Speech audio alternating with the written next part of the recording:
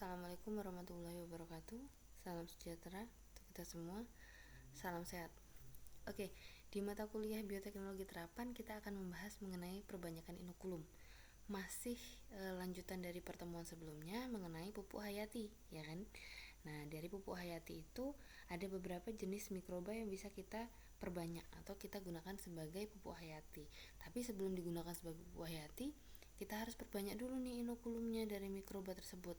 Kemarin ada beberapa jenis mikroba yang bisa digunakan untuk pupuk hayati gitu. Minggu lalu kita sudah bahas juga mengenai apa itu pupuk hayati dan apakah dia sama dengan pupuk organik. Ternyata sesuai aturan dia tidak sama dengan pupuk organik. Ternyata dia adalah pembenah tanah gitu. Karena dia mengandung mikroba yang aktif. Nanti ada beberapa jenis mikroba yang bisa kita perbanyak dengan media spesifik tentunya dan media karier sebagai media pembawa. Oke, kita akan bahas satu-satu ya. Di sini ada mikroba yang akan diperbanyak, ada Rhizobium, Azotobacter, Azospirillum, Cyanobacter, Azolla, dan Vesicular arbuscule atau Mycorrhiza vesicular arbuscular. Di sini ada Rhizobium, Azotobacter, Azospirillum, Azolla. Ini adalah bakteri-bakteri yang dia bisa menambat N bebas di udara. Jadi bisa digunakan sebagai pupuk hayati, sebagai penambah unsur N pada tanaman, kayak gitu. Nah, tapi kita akan bahas pada beberapa jenis mikroba saja, tidak semua, karena Cyanobacteria dan Azolla ini nanti dibahas setelah UTS. Gitu. Kita akan bahas Rhizobium, Azotobacter, Azospirillum, dan Mycorrhiza vesicular arbuscule saja. Kalau Azolla itu dia bersimbiosis dengan bakteri namanya Anabaena azolla. Kalau kita lihat Azolla itu dia punya sejenis gelembung ya, makanya dia bisa mengambang di air kayak gitu. Di sawah-sawah itu biasanya kita ngelihat bahwa tanaman Azolla itu dia di permukaan air saja karena dia ada gelembung anginnya. Nah, di dalam gelembung angin itu ada namanya bakteri Anabaena azolla yang bisa menambat N bebas dari udara kayak gitu. Kalau yang vesicular arbuscule mycorrhiza atau Mycorrhiza vesicular arbuscule ini dia bisa melarutkan P, unsur P yang terjerap di tanah gitu. Jadi dia menambah unsur hara juga dan dia bisa membuat hifa yang panjang sekali. Jadi bisa menyerap unsur hara lebih banyak. Yuk kita bahas satu-satu. Untuk media spesifik dari Rhizobium adalah yeast mannitol agar atau yeast extract mannitol agar YMA, ditandai dengan warna pink kayak gitu. Nah, ini komposisinya mannitol yang ada bintangnya ini dia bisa diganti dengan sukrosa atau glukosa gitu. Nah, untuk standarnya biasanya kita menggunakan 20 gram, 15 sampai 20 gram agar dalam 1000 ml Aquades. Jadi 1 liter itu kita menggunakan agar sebanyak 15 sampai 20 gram, tergantung dari komposisi medianya juga. Kalau misalnya memang komposisi medianya itu bisa lebih padat, maka kita kurangi agarnya 15 gram saja. Tapi kalau misalnya komposisinya sedikit seperti ini dan dia tidak membuat padat, biar set dia kita gunakan 20 gram. Yeast ekstraknya itu 1 gram, hanya 1 gram, tapi dia fungsinya adalah sebagai nutrisi bagi si Rhizobium kayak gitu. Perbanyakan mikroba dilakukan dengan menggunakan fermentor besar atau ada alat untuk fermentasi. Alat itu sudah canggih dan dilengkapi dengan pengatur pH. Kita bisa lihat di situ pH-nya berapa. Kalau misalnya pH-nya terlalu tinggi, terlalu asam, bisa kita atur. Gimana caranya bisa membuat pH tersebut lebih netral. Kemudian ada oksigen terlarut atau oksigen demand. Kita bisa ngecek suhunya nih, suhu kompos pada awal, tengah, dan akhir, bisa juga di bagian atas, tengah, dan bawah kayak gitu. Nanti kalau suhunya terlalu tinggi harus kita beri air agar bakteri-bakteri mesofil itu bisa tumbuh atau bisa hidup gitu. Tapi kalau dia ternyata terlalu rendah, gimana caranya biar kita bisa meningkatkan suhu agar bakteri termofil yang tahan terhadap suhu tinggi itu dia bisa tumbuh seperti itu. Ada penggojok juga atau pengaduk ya maksudnya di situ biar untuk menurunkan suhu. Yang kedua ada fermentor sederhana atau alat fermentasi yang sederhana. Bisa menggunakan Erlenmeyer atau shaker sebagai pengaduknya. Medium untuk pembawa atau medium untuk inokulasi isolasi bakteri itu ada dua, bentuknya cair dan padat seperti yang kita bahas pada minggu lalu. Dia kalau cair itu fungsinya untuk melihat dia aerob, anaerob atau aerob fakultatif gitu ya, ada di tengah dari atas sampai bawah. Kultur diinkubasi selama beberapa hari tergantung laju pertumbuhan Rhizobium. Jadi Rhizobium itu ada beberapa macam, Rhizobium javanicum, Rhizobium lainnya yang digunakan. Kemudian dipanen tanpa memisahkan sel dengan medium. Jadi jangan cuma diambil si bakterinya aja, tapi sama medium-mediumnya juga. Gitu. Kalau misalnya satu petri dish itu biasanya kita menggunakan 8 sampai 10 mili, tergantung diameter petri dish-nya juga. Tapi kalau di botol kultur di tabung reaksi itu kita menggunakan 5 sampai 8 mili. Biasanya begitu. Kemudian dicampur dengan bahan pembawa atau kariernya. Nah, kariernya ini kalau misalnya padat, kita menggunakannya contohnya zeolit, gambut, moss, arang gitu, kompos dan lain sebagainya. Tapi kalau misalnya yang cair, kita biasanya menggunakan POC, mol dan lain sebagainya itu. Pokoknya bentuknya cair ya. Karakteristik bahan pembawa. Nah, ternyata sebagai karier dia juga punya nih karakteristik agar apa? Agar tidak mengganggu pertumbuhan dari si bakterinya kayak gitu. Yang pertama, dia harus punya kemampuan menahan air yang tinggi. Seperti kompos itu karena dia remah, jadi dia mampu menahan air yang tinggi. Yang kedua, dia tidak bersifat toksik terhadap mikroba. Semua yang toksik itu kurang baik, ya kan ya.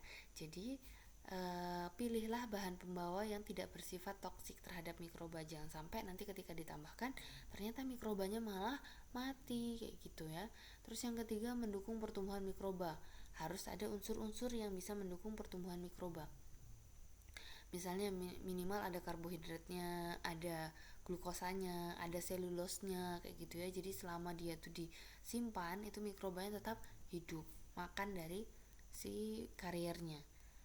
Sifat karakteristik dari bahan pembawa atau kariernya itu harus mudah disterilkan. Disterilkan di sini maksudnya di autoclave, disterilkan pada suhu tinggi kayak gitu ya.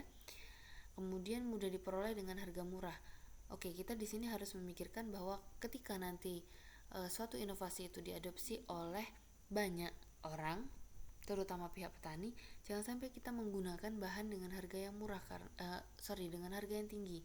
Kita harus pikirkan atau kita cari karier yang berharga murah agar bisa diadopsi dan diaplikasi oleh petani. Sifatnya harus mudah aplikatif ya. Jangan sampai kita membengkakkan biaya operasional si petani gitu.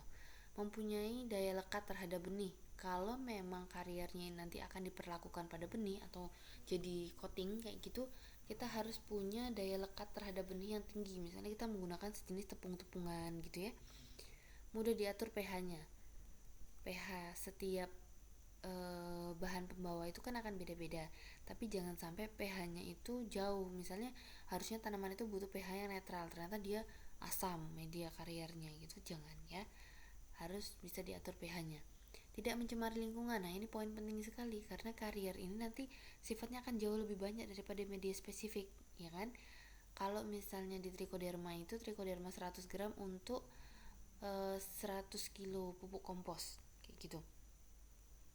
Otomatis bahan pembawanya itu akan lebih banyak. Kalau dia punya sifat mencemari lingkungan atau dia tidak ramah terhadap lingkungan, maka bayangkan saja sudah banyak itu bahan yang akan mencemari lingkungan. Jadi usahakan dia sifatnya ramah lingkungan. Yang terakhir, dia mudah dicampur dan dikemas gitu. Produksi inokulan Azotobacter. Nah, Azotobacter ini dia penambat N juga tapi non simbiotik. Nggak bersimbiosis dengan tanaman spesifik, nggak kayak Rhizobium tadi kan pada tanaman legum ya, kalau ini enggak, jadi pada beberapa jenis tanaman. Selain N, ternyata dia juga bisa menghasilkan ZPT seperti auksin, giberelin, IAA, indol asetit asid, kemudian anti jamur tanah yang merugikan atau patogen-patogen itu dia kendalikan kayak gitu. Azotobacter ini berada di sekitar perakaran atau di rhizosfer.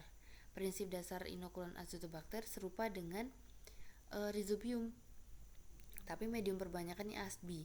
Meskipun medium perbanyakannya asbi, tapi dia juga masih mengandung manitol. Dan di sini agar-agarnya adalah 15 gram per 1000 mili. Bedanya di situ. Asbi. Produksi inokulan Azotobacter itu bisa mediumnya cair dan padat. Bahan pembawanya bisa gambut, moss, plus ditambah CaCO3 gitu. Kalau kultur cairnya carrier, dikemas POC, mol gitu ya. Nah, aturan pakainya bisa dilihat kalau seandainya kita mau menggunakan inokulan saja dengan air atau kita perlakukan sebagai pupuk, itu bisa inokulan ditambah air sama dengan pasta. Jadi kita kentalkan kayak gitu ya. Nah, kalau misalnya dia mau diaplikasikan pada benih gitu, nah benihnya itu dilumuri pasta ini, kemudian dikering anginkan dan kemudian ditanam jadi coating ya. Tapi kalau untuk bibit biasanya akarnya ini akan dicelupkan dalam pasta yang di inokulan tadi ya 10-30 menit kemudian ditanam. Tapi kalau tanpa carrier, hanya medium agar saja, kalau medium akar saja biasanya dikerok dan disuspensikan dalam aqua steril. Dapatnya inokulan juga. Nah, Azotobacter seperti itu ya. Jadi bisa sebagai coating, bisa sebagai aplikasi di akar, kemudian bisa juga tanpa carrier. Selanjutnya ada inokulan Azospirillum.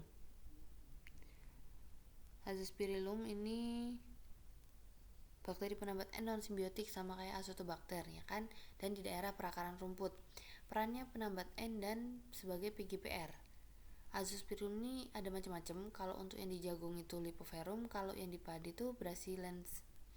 Loh, Bu katanya tadi kalau Azospirillum itu ada di rumput, perakaran rumput, kok ada di padi dan di jagung? Coba cek dulu, jagung sama padi itu apakah termasuk Gramini? Ya, karena genusnya atau familinya si jagung sama si padi ini adalah rerumputan. Jadi dia cocok nih sama Azospirillum. Untuk medianya di sini ada komponennya banyak sekali ya, Azospirillum ini. Nah, tapi di sini uniknya adalah dia terbagi menjadi dua. Ada bahan 1 dan bahan 2. Dan dia 1000 milinya terbagi jadi dua juga, 500-500. Nah, perlu dicermati bahwa di medium kedua, bahan kedua ini ada 0,00. Jadi sangat kecil. Ini bahkan yang CuNO32 ini 0,0004 gram. Ini kecil sekali ya. Jadi hati-hati nih kalau mau buat media ini, jangan sampai nanti kelebihan. Kalau kelebihan nanti nilainya atau medianya akan rusak gitu.